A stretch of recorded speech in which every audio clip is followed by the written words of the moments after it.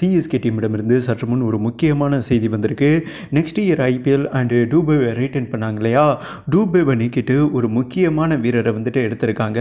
அதாவது அவராக தாங்க வந்திருக்காரு, அதனால இந்த முடிவு எடுத்திருக்காங்க.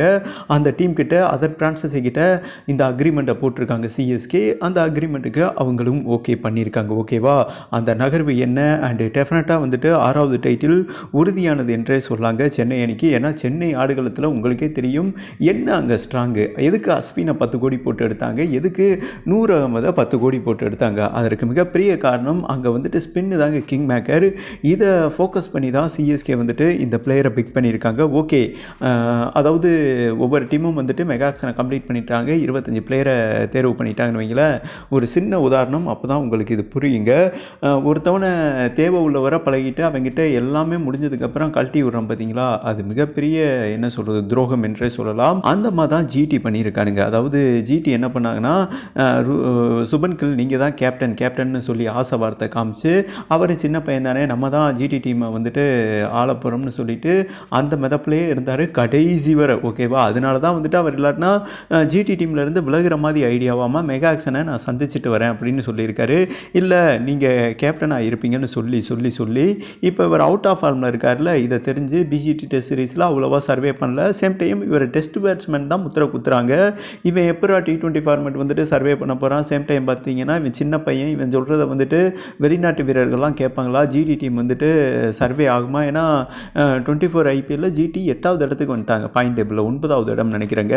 அதனால வந்துட்டு ஒரு தரமான கேப்டன் தேவை அப்படின்னு சொல்லிட்டு ரஷீத் கானை கடைசி நிமிஷத்தில் மாற்றிருக்காங்க. ஓகேவா, இது சுபன் கிலுக்கு வந்துட்டு அந்த டீமில் என்னங்க சொல்கிறது மிகப்பெரிய வெறுப்புணர்ச்சியை காட்டிட்டாரு. ஏன்டா கடைசி வரை சொன்னீங்க, நான் மெகா ஆக்ஷன் ஏலத்துக்கு வரேன்னு சொன்னேன்ல, நான் கேப்டனாக இருக்கிறதுனால தான் இங்கே இருக்கேன், இல்லாட்டினா நான் எப்பயோ போயிருப்பேன், இது துரோகம் இல்லையா கடைசியில் இப்படி சொல்கிறது அப்படின்னு சொன்னோன்னா, நல்லா விளையாண்டா உள்ளே வச்சுக்கிறவங்க கேப்டன் பதவி கொடுப்பீங்க, அப்போ நல்லா விளையாடலைன்னா நாய் மதிப்பீங்க, செருப்பு மாதிரி நான் வெளியே இருக்கணுமா, நான் விளைவிக்கிறேன்னு சொல்லியிருக்காரு. அண்டு கில்லோட மிகப்பெரிய நண்பருங்க ரஷீத் கான். அப்போ ரஷீத் கான் என்ன நினச்சிட்டாருன்னா, ஆமாம் இவனுங்க நல்லா விளையாண்டா கேப்டன்சி கொடுக்குறானுங்க, அப்போ வந்துட்டு இந்த இயர் நெக்ஸ்ட் இயர் வந்துட்டு நம்ம இந்த இயருங்க 25 வந்துட்டு ஸ்டார்ட் ஆயிடுச்சு இல்லையா, அப்போ 2025 நம்ம சரியாக கேப்டனோ சரியாக விளையாடலையோ நம்மளுக்கும் இந்த கில் நிலைமை தானே, அப்போ இந்த டீமில் இருக்கக்கூடாது, உத்தரவாதம் இல்லைன்னு சொல்லிட்டு ரஷீத் கான் முதல் டீமாக சிஎஸ்கேவை அப்ரோச் பண்ணியிருக்காரு. அதற்கு காரணம் என்னென்னா, உங்களுக்கே தெரியும் பலமுறை சொல்லியிருக்காருங்க, தோனி விளையாடுறத டிவியில் பார்த்து தான் இவர் ஃபினிஷர் ஆகியிருக்காரு. அண்டு கிரிக்கெட் மேலே ஆர்வம் வந்து அங்கெல்லாம் அகாடமி கிடையாதுங்க, கிரிக்கெட் அகாடமிலாம் கிடையாது, அவராக வந்துட்டு டிவியில் பார்த்து செதுக்கிக்கிட்டாரு. அதற்கு ஒரு மூலமாக இருந்தவர், மோட்டிவேஷனாக இருந்தவர் MS தோனி தான். அவர் விடை பெறும் நேரத்தில், ஏன்னா தோனிக்கு லாஸ்ட் இயருங்க, நான் அவருக்கு உதவிகரமாக இருக்கணும், 6வது டைட்டில் வின் பண்ணி கொடுக்கணும், சிஎஸ்கே டீமில் நான் விளையாட ஆர்வப்படுறேன்னு சிஎஸ்கே டீம் மேனேஜ்மெண்ட் கிட்ட மறைமுகமாக அப்ரோச் பண்ணியிருக்காருங்க. அவங்களும் ஓகே பண்ணியிருக்காங்க. ரஷீத் கானை விடுவாங்களா? அதாவது சென்னை கண்டிஷனுக்கு என்னங்க தேவை, ஸ்பின்னு தான் தேவை. ஓகே, இந்த சுச்சுவேஷனில் 2 பிளேயரை கொடுக்க முன் வந்திருக்காங்க ஜிடி டீம் கிட்ட. ஒன்று பத்ரானா, இன்னொன்று பார்த்தீங்கன்னா நூர் அகமது. இவங்க 2 பேரையும் கூட எடுத்துக்கோங்க, எங்களுக்கு ரஷீத் கானை கொடுங்கன்னு கேட்க, அதாவது இவராக தான் அந்த டீமில் எனக்கு விளையாட பிடிக்கலன்னு சொல்லியிருக்காரு ரஷீத் கான். எப்படி SRH டீமில் பிடிக்காமல் ஜிடி டீமுக்கு தவனாரோ, அதே மாதிரி தான் இந்த ஃபார்மேட் படி தான் சென்னை டீமுக்கு 25 ஐபிஎல், அதாவது இந்த இயர் ஐபிஎல் விளையாட போகிறாருங்க.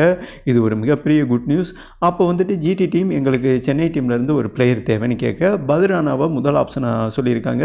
சரி பத்ரானாவை கொடுத்துடலாம், ஏன்னா சென்னை கண்டிஷனில் 7 மேட்ச் நடக்கும், 7 மேட்ச் வின் பண்ணாலே போதும் 14 பாயிண்ட், அதர் கண்டிஷனில் 7 மேட்ச் நடக்கும், 1 வின் பண்ணாலே 16 பாயிண்ட் போதும் play off. Same time Rashid Khan செம்ம பவர் ஹிட்டிங், ஓகேவா, வெளுத்து விட்டுருவாருங்க. ஆனால் பத்ரானா ஒன்லி பேட்டர் தான். இதெல்லாம் ஃபோக்கஸ் பண்ணி தான், அதாவது 2 பிளேயரை கொடுக்க போகிறாங்களாமா, நூர் அகமது அண்ட் பத்ரானா. அண்ட் ரஷீத் கான் வந்துட்டு சென்னை டீமில் ப்ளே பண்ண போகிறாரு, அவங்க 2 பேரும் ஜிடி டீமில் ப்ளே பண்ண போகிறாங்க என்றும் ஒரு முக்கியமான செய்தி வந்திருக்கு என்பது குறிப்பிடத்தக்கதுங்க. ரஷீத் கான் வந்துட்டார்னா டெஃபினட்டாக 6வது டைட்டில் எடுத்து வச்சிடலாம், உறுதி என்றே சொல்லலாங்க.